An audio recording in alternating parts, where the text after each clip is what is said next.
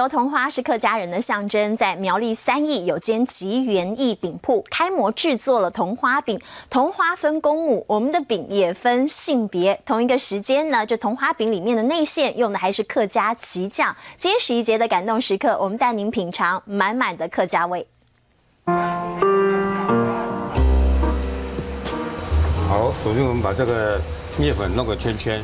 面粉、奶油和在一块儿，靠手劲捏揉成团。制作糕饼超过30年的师傅陈洪洲要开始制作油桐花饼。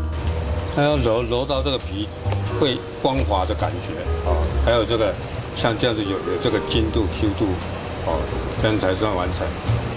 做油桐花饼现在是越来越普遍了，而陈师傅早在10多年前就开模研发，还在众多的桐花饼里区隔出独特性。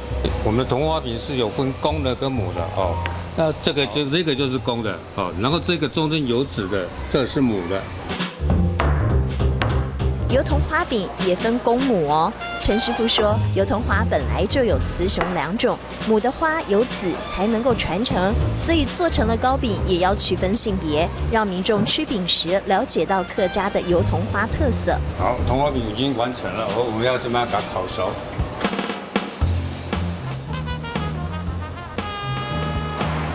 客家的象征油桐花，吃一口饼香气四溢。这里头还有客家荆棘酱做内馅，酸甜的口感很有客家风味。金酱就是我们那个客家的特色的东西哦，它是专门在沾这些像鸡肉啦、鸭肉啦哦，然后我们就是把这些再融入我们的糕饼里面。 以桐花为主题，陈师傅的糕饼店和专卖店就开在苗栗3义。粉色桐花饼礼盒设计和名称一样罗曼蒂克，叫做桐花送，手一提就能够带走客式浪漫。我们的手提式的包装哦，这样子，我们里面把它装起来，有2朵这个桐花，这很有客家的哦那个味道。桐花饼的美味不只能独享，还能够众乐乐。 专卖店的空间是学生 DIY 的教室，糕饼教学时间顺便教客家话。油桐花，客家话叫做油桐法。面团饼皮又揉又搓，简单的步骤却能够让学生的记忆里不只闻到桐花香，还能认识到桐花美。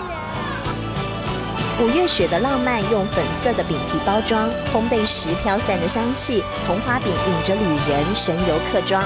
而荆棘的酸甜滋味，是和客家恋爱的感动时刻。